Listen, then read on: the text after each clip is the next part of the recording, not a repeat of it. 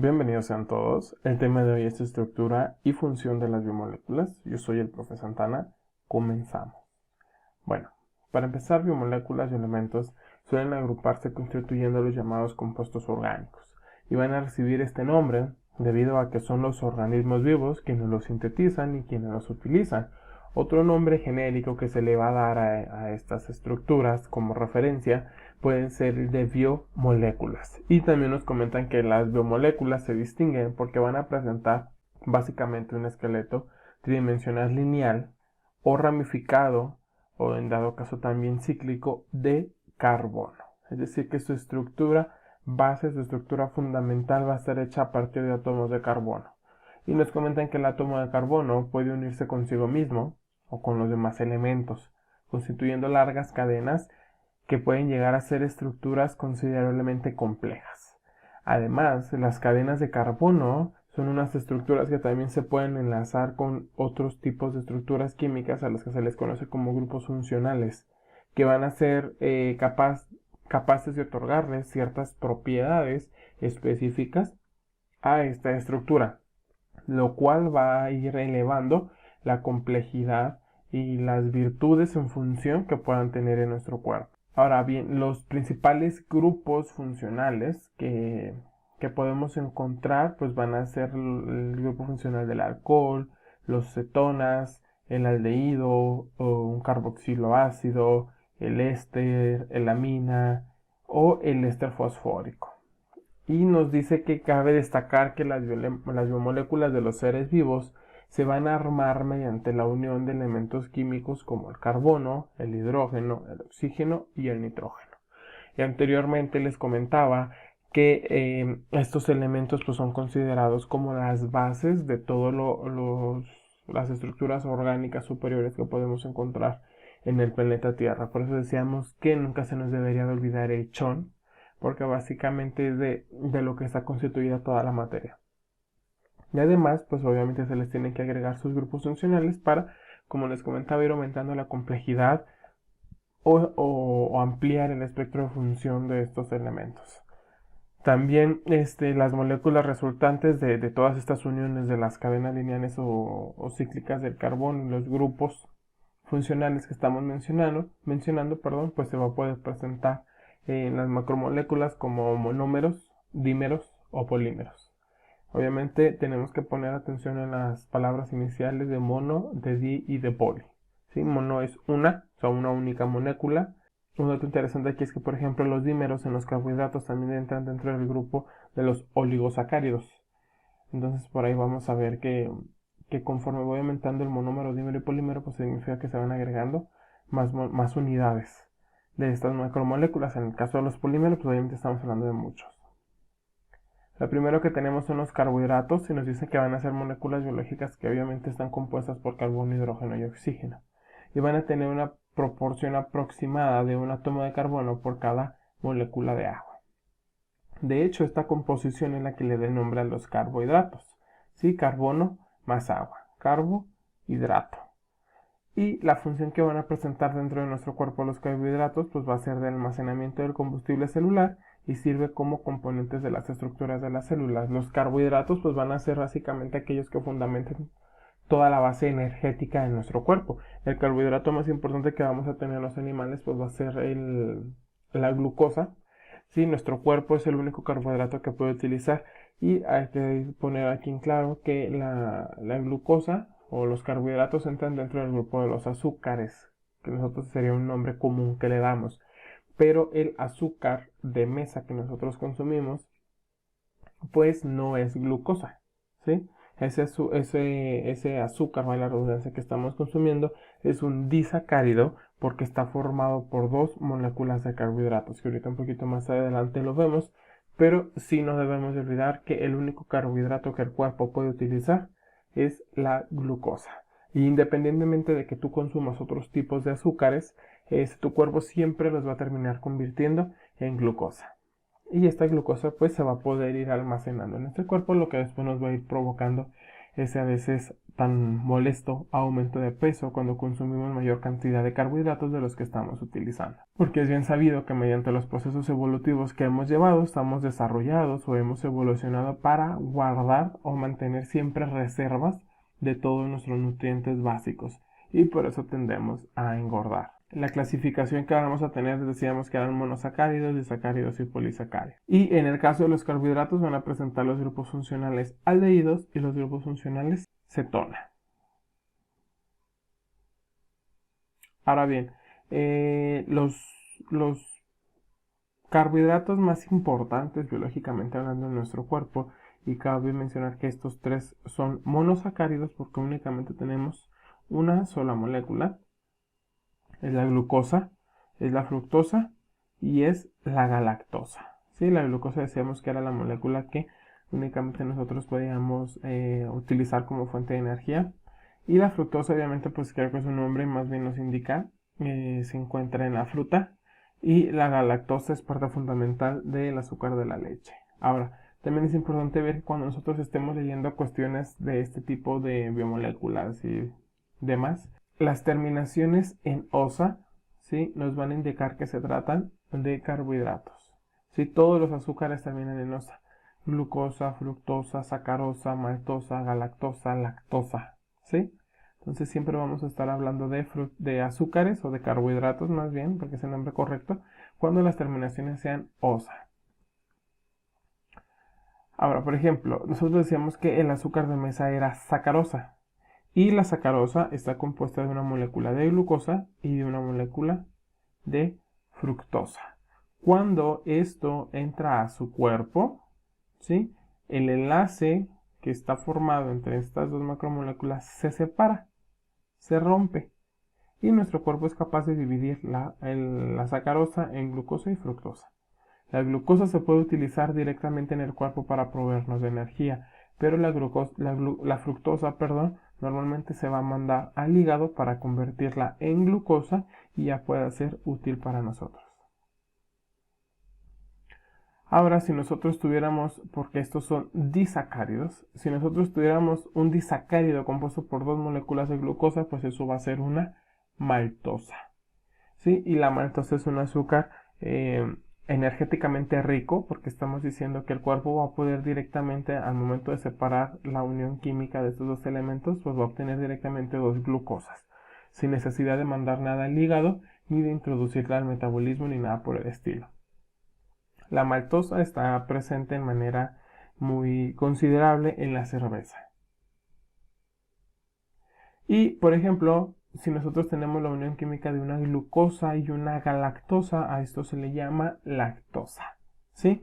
Y la lactosa, pues la vamos a encontrar en la leche. De hecho, cuando nosotros hablamos de personas que son intolerantes a la lactosa, realmente no es tanto que sean intolerantes a esta molécula, sino que su cuerpo no tiene la enzima, que la enzima, vamos a decir en este caso, la enzima es una proteína. Pero para fines prácticos ahorita vamos a mencionar que la enzima es como una tijera, ¿sí? Y esa enzima es la que se encarga de cortar este enlace. Cada tipo de enlace en los carbohidratos tiene una enzima específica que va a servir para separarlos. Las personas que son intolerantes a la lactosa no pueden separar la molécula de la galactosa y la glucosa y por lo tanto se mantiene unida dentro de su organismo y como mencionábamos que el cuerpo solo puede utilizar monosacáridos y específicamente un monosacárido como la glucosa, esto provoca la inflamación o todos los síntomas y signos que tienen a las personas que son intolerantes a la lactosa. Y esto se da, chicos, porque realmente somos la única especie de mamíferos que sigue consumiendo leche después de su etapa neonatal. Biológicamente hablando, los seres humanos solamente deberíamos de consumir leche en nuestra etapa de infante, ¿sí? En la etapa en la que pues, realmente corresponde la lactancia materna, pero por cuestiones, ya no sé si mencionarlo, sociales, culturales o económicas, consumimos leche hasta una edad muy avanzada, básicamente consumimos leche toda nuestra vida, pero eso se pudo gracias a una mutación genética, ¿sí? Una cierta población del mundo empezó a tener esta mutación que se fue heredando que era precisamente tener la enzima que se encargaba de cortar o de dividir este azúcar. De bebés normalmente la tenemos de manera natural, porque también hay bebés que ya nacen siendo intolerantes a la lactosa, pero de bebés tenemos los genes para producir esta enzima en nuestro ADN, pero de manera natural se supone que con edad lo deberíamos de perder. ¿Sí? Hay personas que pues ya no la perdemos y la seguimos produciendo toda nuestra vida. Inclusive hay personas que sí cumplen esta regla. De niños o de jóvenes, todavía adolescentes, pueden estar consumiendo leche. Pero una vez que llegan a su edad adulta se vuelven intolerantes y dejan de, pues les deja de caer bien la leche, como luego dice. Ahora, las leches que se dice deslactosada no es en sí que le quiten la lactosa. Muchas personas dicen que la leche deslactosada es más dulce. Y evidentemente. ¿Por qué? Porque antes de envasar esa leche, que ya se va a vender a un consumidor final, pues se da un proceso químico por el cual en la misma empresa se divide la galactosa de la glucosa. O sea que vamos a suponerlo, esta lactosa ya está predigerida, ya tu cuerpo ya entra separada. Ya entra separada y entonces tu cuerpo puede utilizar la glucosa, manda la galactosa al hígado y la convierte en glucosa. Y ese es el resultado. Como consecuencia, la leche sabe más dulce porque ahora en lugar de contener 100 moléculas de lactosa, va a contener 50 moléculas de glucosa y 50 moléculas de galactosa, lo que aumenta su sabor dulce. Y finalmente tenemos polisacáridos, que en este caso tenemos el más importante, que es el glucógeno, que es la manera en la que nosotros vamos a guardar el exceso de glucosa que consumimos. Se va a guardar en el hígado, es decir, que todo el exceso de glucosa o de carbohidratos que ustedes estén consumiendo se va a guardar en el hígado, dependiendo de qué azúcar sea, siempre se va a convertir en una glucosa y el hígado los va a ir uniendo. ¿Uniendo de qué manera? Haciendo como si fueran cadenas gigantescas de glucosas. Y a esta unión se le llama glucógeno.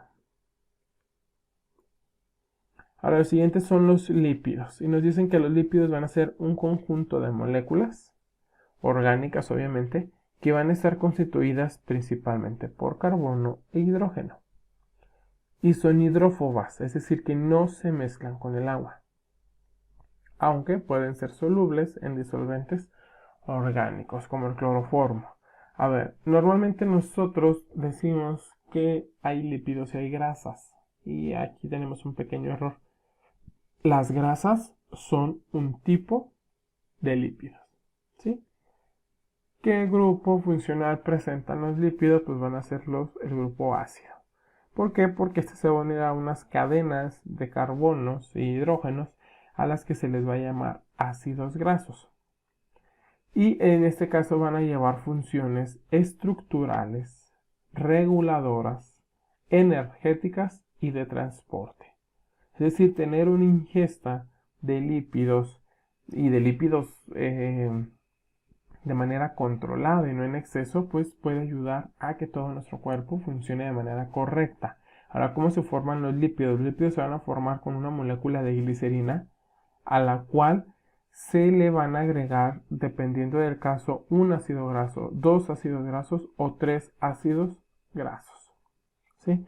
Si nosotros consumimos un exceso de lípidos, también estos se van a tener que guardar en nuestro cuerpo, se van a guardar en unas células que tenemos cercanos al estómago, o más bien en la región abdominal, a las que se les llama adipocitos. Los adipocitos son los que se van a encargar de resguardar los lípidos y son los que guardan la grasa en nuestro cuerpo.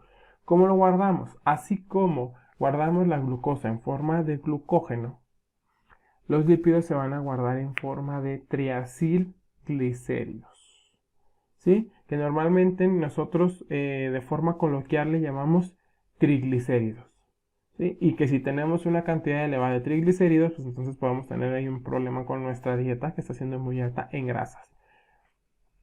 Si nuestra molécula de glicerina tiene un ácido graso, se va a llamar monoglicérido. Si tiene 2 ácidos grasos, se va a llamar diglicérido. Y si tiene 3 ácidos grasos, se le va a conocer como triglicérido o triacilglicérido. ¿Entendido? Vamos bien en esta parte.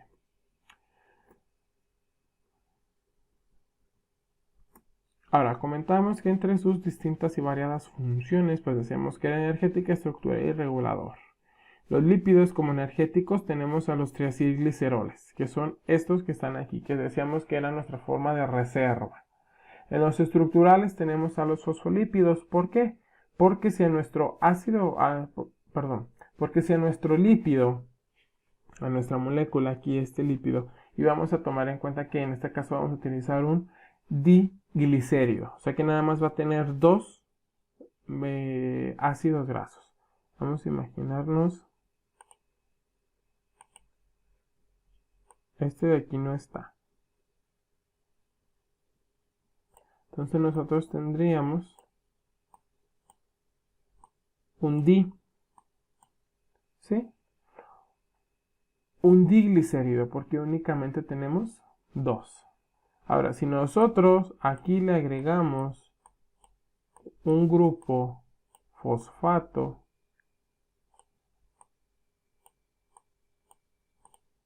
disculpen.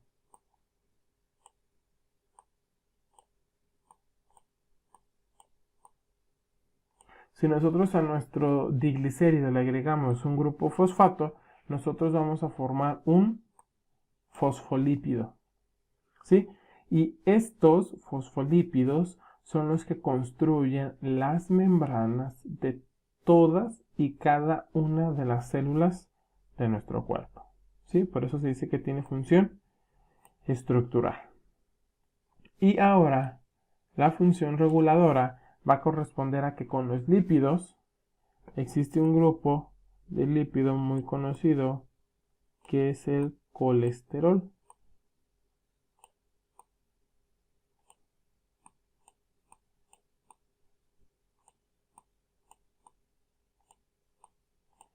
Sí, el colesterol el cuerpo lo va a poder utilizar para formar hormonas y por lo tanto las hormonas van a ayudar a regular muchísimos procesos del cuerpo.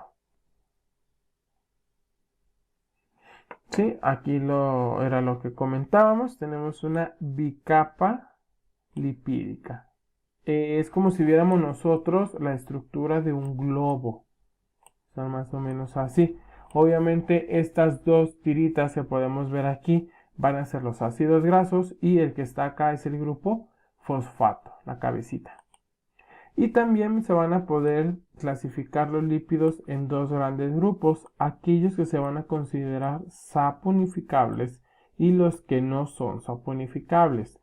En términos coloquiales o muy básicos podemos decir que con los saponificables se pueden formar jabones. Y con los que no son saponificables no se pueden hacer jabones. ¿Qué es la diferencia? Obviamente es muy sencilla. Los que no son saponificables no presentan ácidos grasos. Y los que son saponificables tienen ácidos grasos, ¿sí? Y los saponificables los vamos a encontrar en sencillos y compuestos. En los sencillos están las grasas y están las ceras. Y en los compuestos, pues aquí hay unas estructuras biológicas muy importantes, resaltando los fosfolípidos, los glucolípidos y las lipoproteínas, que aquí más o menos nos indican los nombres. El fosfolípido va a tener un grupo fosfato y un lípido, y los glucolípidos van a ser moléculas unidas de lípidos y glucosas. Y obviamente las lipoproteínas van a ser lípidos y proteínas. Y en los no saponificables tenemos que destacar los esteroides y las vitaminas. ¿Por qué? Porque las vitaminas ya sabemos que tienen funciones muy importantes en nuestro organismo y los esteroides van a estar dentro de las hormonas. Y finalmente tenemos las proteínas, que nos dicen que van a ser moléculas orgánicas y son las más abundantes en los seres vivos. Y son mucho más diversas en estructuras y funciones que otras clases de macromoléculas. Nos comentan que las biomoléculas, que esta biomolécula va a estar formada por un grupo amino, ¿sí? Que es el que tenemos aquí en verde. Ese es el grupo funcional. Aparte tiene otro grupo funcional que va a ser el grupo carboxilo. Y luego se comenta que están unidos a un alfa carbono. Sí, que el alfa carbono pues va a ser el carbono que mantiene unida toda la estructura. Y finalmente va a tener un grupo R. Y el grupo R va a ser su variable, es decir que dependiendo del tipo de grupo R que tenga, pues va a ser un tipo de aminoácido. Aminoácido tenemos una cantidad considerable que se van a encargar de formar todas las estructuras. Ahora, dependiendo de la cantidad de aminoácidos que tenga, pues se va a tener un nombre. Si tenemos de 1 a 10 aproximadamente aminoácidos, se le va a llamar oligopéptido. Si tenemos de 10 a 100 aminoácidos, se le llama polipéptido. Y de 100 hasta un montón, se le va a llamar proteína. Y dentro de las funciones de las proteínas, pues va a estar la estructura, por ejemplo, el colágeno que mantiene nuestra piel tersa y suave. Es una estructura formada por proteínas. Tenemos la reguladora, por ejemplo, la insulina que se produce por el hígado es una hormona, pero decíamos que las hormonas eran proteínas en este caso. Y pues, obviamente la insulina se encarga de regular el azúcar en la sangre, la glucosa en la sangre. Tenemos la transportadora, que es por ejemplo la proteína de la hemoglobina, que está dentro de los glóbulos rojos de la sangre, que se va a encargar de mover el oxígeno por todo el cuerpo. Tenemos la función inmunológica, porque los anticuerpos de nuestro sistema de defensas, de nuestro sistema inmunológico, están formados por proteínas. Y finalmente tenemos la función que decíamos enzimática, que se va a encargar de distintas funciones en el cuerpo, por ejemplo, dividir las moléculas de azúcar, de carbohidratos, perdón. Entonces, eso es parte del tema de hoy. Si quedan dudas, me pueden mandar un mensaje, me hablan por la plataforma, me mandan un mensaje a mi teléfono celular. Entonces, eso es todo por hoy. Me despido. Yo soy el profe Santana.